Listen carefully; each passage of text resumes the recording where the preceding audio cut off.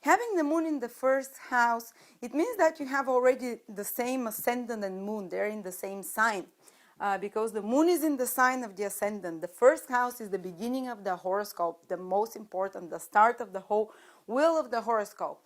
And what does it mean? The first house is you, your path in life, your own story, your own body, your most important house in the whole of astrology. It's you.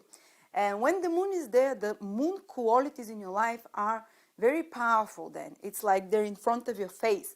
And such person will be very much of a moon person, which means that even in the first house is the physical body, even the moon qualities of the moon qualities will be also in the body, more rounded. For instance, Penelope Cruz and Kate Winslet have moon in the ascendant. For women, it will make them more feminine. Also, it will give more like nicely shaped and curved faces, more, even sometimes a bit more circular faces. Leonardo DiCaprio has moon in the ascendant, a little bit more circular. Also, the body in later age or when it's a bit more stressed might tend to keep more water. There's water retention because moon regulates the water, like, how the tides are regulated by the full moon and new moon. And the same way, the person with the moon there will have this kind of, the body will be will have more tendency to retain liquids. And also the moon is the motherly planet, so such a person will be highly nurturing and caring. So even if this person is a career person, it's not so much. If you see someone with the moon in the first house, you can be sure that if you go to visit this person, they will always, take care of you like a mother. There is a bit of a maternal quality about them. For instance, Oprah Winfrey, I think, has moon in the first house, so she's like a mother image for so many people. Fidel Castro, he's the parental figure of his whole country, So there is a lot of nurturing and maternal qualities about those people. There is a lot of caring, mothering that can come from these people. They'll tuck you in bed, they'll make you a cup of tea. They're very sensitive to the needs of others. This is what it makes when you have the moon in the first house. You become like a sponge that you feel others' needs a lot. So these people will do great in careers which are about nurturing, which are about taking care of others, especially for those who are like less fortunate, like the older people, or people who have needs, or especially small children. These people are so mothering and nurturing. Any kind of career in this, or hospitality, hotel management, this kind of areas will also be good because they're natural carers, caregivers. And emotions, the moon rules emotions. When they're in the first house, they're in your face. So emotions are like out there. Person reacts quite emotionally. This is immediately when you see this person is very sensitive. So you have to be careful. Don't upset them too much. It doesn't mean they're weak. In no way are they weak. They're just more sensitive and receptive to the environment. They soak in what comes through them and they react deeply. It leaves a deeper impression on them. But that's why they're also very imaginative. Such people with the moon in the first house, they have a very deep, the moon rules the soul life, the inner life, and the imagination. So they have such a deep inner life, such a great imagination. They are great for authors. They're great for artistic endeavors as well. Anything which needs imagination and envisioning something, they're quite good. And because they're so good receptive to colors, to sounds, to stimulations from outside, they're also good for such careers which need a reflection of this outer stimulation. And also the moon is changeable. You know how the moon changes its face and its phases all the time. The same way such a person will be changeable because they're so susceptible to mood swings as well. You can feel them one moment up, one moment down. They'll be a bit like the oceans, webbing in and out with tides. They'll be the same way with emotions, those people. And as I said, there will be more changeability. A man with the moon in the ascendant, for instance, can be a bit more receptive, like a female person, someone you can share with, someone you can shoulder to cry on, a bit more sensitive, emotionally reactive. Not a drama queen in any way. The moon is introverted energy. It's not like going and screaming and shouting, not at all. It's like they feel you, they get you, they understand you on a subconscious level. And the moon also rules travel, moving around, exchangeability. For such people, travel will be such an important part of their life. Overseas travel, moon rules the seas, waters, big oceans. So such people might even be in career which are to do with water, with traveling, or even if it's not a career, just that it's very likely to have a lot of traveling in their life.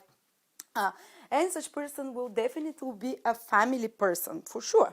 Moon rules family, rules tradition. So such person, even if it's a great playboy, once they get married, even if they keep playing around, such a person, or a man, for instance, if other things in the horoscope show that he'll keep playing around, but if you see him having the moon in the first house, he will be taking care of the family no matter what, So it's usually quite good to have moon in the first house, and it gives stronger vitality, longer life as well. This is one position that gives longer life. And sometimes, usually, the female hormones are a bit stronger as well in such a person, no matter if woman or male, unless there's some other very masculine planets on angles to balance this out. As I said, nurturing, emotional, caring, mothering person, family person, close to mother. Also, the mother of this person is very important in their life. The moon rules the mother. So for such a person, somehow in the life, the mother was such a prominent figure, the major figure of the parents. Normally, there are always exclusions. There are always, people that, maybe I would say like normally it means more than 50% or 60%. There are always exclusions. And also, I just want to mention for the different ascendant signs, only ascendant signs. If you have, for instance, Aries ascendant, then the moon will be also in Aries. And the moon rules the sign of Cancer. So it means that the qualities of the fourth house, which the Cancer rules the fourth house for Ascendant Aries, go into the life. The first house, I want to say, rules the path of life of a person. So what things he will face a lot on his path, whatever the moon house rules, according to the ascendant, this person will meet these things. For instance, ascendant in Aries, if you have your ascendant in Aries, your moon is in Aries, then the fourth house affairs become very important in your life. So very much of a family person, very much of a traditional person who sticks to the country, to the family, to also a lot of properties and management properties, or buying properties, lands will be very important in the life of such a person with Aries ascendant and moon in the first house. If your ascendant is Taurus, then the moon rules your third house. So the affairs of third house are brought up in front of your face. And third house is siblings, relatives. So such people will be very much involved with the affairs of their siblings, brothers, sisters, relatives, cousins. Media, third house rules communications and media, associates, team workers. So such person will be quite busy. There will be lots of traveling. Third house rules traveling. Definitely a lot of traveling, moving about and around for such person. Often, sometimes, even might be residing in foreign places as well. Media, communications, intellectual, curiosity. If you're a Taurus ascendant with the moon in the first house, become something very present in your life. If your ascendant is Gemini, then the moon rules the second house and comes into the first, so brings the affairs of the second house in your face, on your path, puts them on your path. And the second house is financial security. So Taurus moon with the first house, Gemini ascendant people with the moon in the first house, for them stability will be extremely important. For them, financial stability, the emotional well-being will depend a lot on financial stability. They can become quite rich, they can accrue wealth, not make the money themselves, but like kind of the way they manage their finances. Also, second house, if you have Gemini ascendant, becomes important. Second house is also family-oriented, it's traditions as well. If you have your Cancer ascendant, and and then your moon is Cancer, then the ruler of the first house is in the first house, so it gives a very strong body to Cancer ascendants with moon in the first house. Basically, not physically strong, but longevity and vitality, long life. Such people are guaranteed to live above others, and for them, physical appearance become also quite important. The first house affairs are most important on your face, and first house is the body, physical appearance, personal image, and the person is quite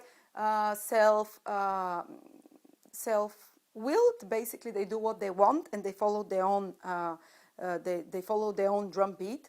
If your ascendant is Leo, then the moon becomes the ruler of the 12th house in the first house. So 12th house affairs come on your path in life. And 12th house is foreign countries, faraway places. Such people are very likely to relocate, become expatriates as well, or to be very much involved with 12th house affair things, which is 12th house is a bit more isolating yourself, needing time alone, maybe being in some kind of research laboratory in hospitals, maybe in the medical profession as well, where there's a bit more isolation from the outside world. 12th house is the house of spirituality, so there is a very strong spiritual element with people with the moon, with the ascendant in Leo, moon in first house.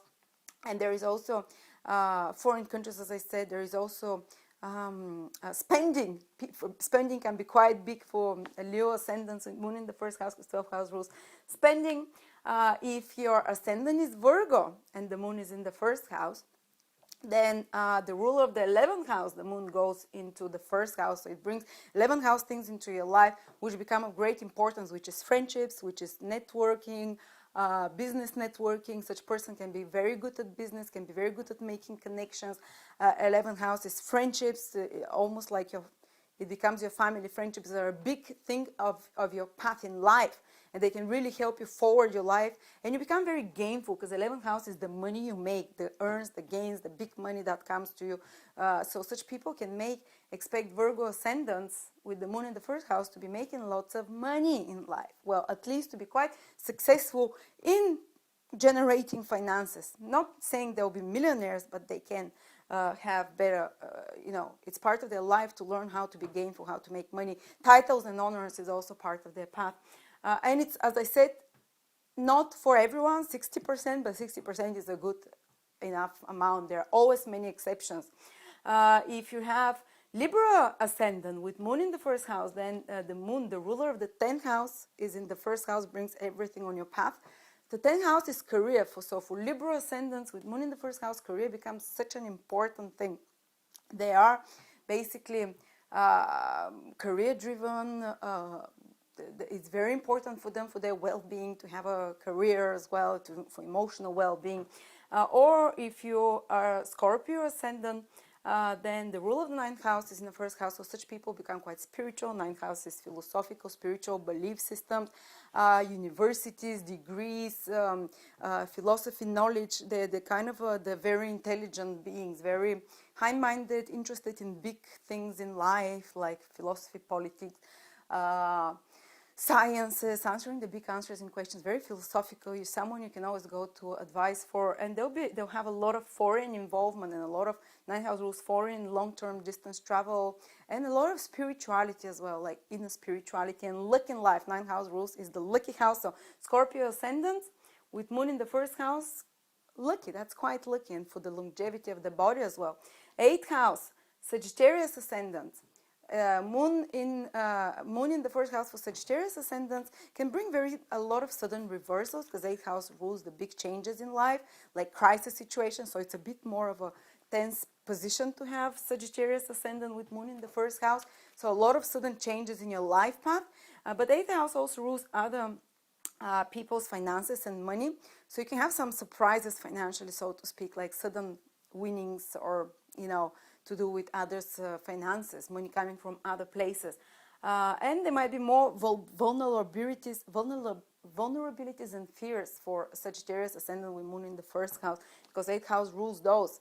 So they're in your face. It's a big path of your life to overcome your vulnerabilities and weaknesses. Capricorn ascendant, moon in the first house, relationships, 7th house, Capricorn. The ruler of the 7th house comes into the first house. Capricorn ascendant, moon in the first house. For them, relationship are the big thing. Getting married and having a family or partnership is the thing that will put you on the right path in life. Is the thing which will take you where you're supposed to go on your path life. It's your path of life. It's what you're supposed to do and be. So relationships. 6th house, Aquarius ascendant, the ruler of the 6th house in the first house. Aquarius ascendant, 6th house is a house of arguments, dispute, enemies. So such people, Aquarius ascendants with the moon in the first house in Aquarius, they might have a bit more agitated life than others, with a bit more obstacles to overcome. They might be in litigation in businesses or work, which is to do with arguing with others, like litigation or whatever it is, like law, or working with marginally sick people, people who are on the kind of on the margins of society. Sixth house is anything which is a bit unbalanced and out of order, or socially on the verge. They might be, or they might have work to do with debts, with arguments, or they just might have to encounter this a bit more often in their life and learn how to overcome this. It's part of their path in life. Aquarius and Pisces. Pisces, we reach the last sign.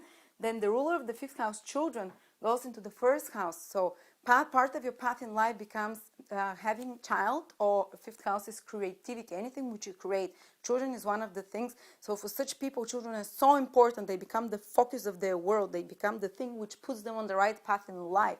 If you don't have a child and you have moon in the first house with Pisces ascendant, it's so important. The child will really is going to make things happen for you, or make you feel within your power, make you feel empowered in some way, or you have to be very creative person. Such people will generally be very creative and give a lot of, they constantly, like maybe whether it's hobbies or somehow they're always creating. These people, artistic, creative, entertaining. Fifth house is all those qualities that come on your path as well. Anything to do with entertainment, with artistic things, it's part of their path in life, being in the limelight. Anyway, thank you so much.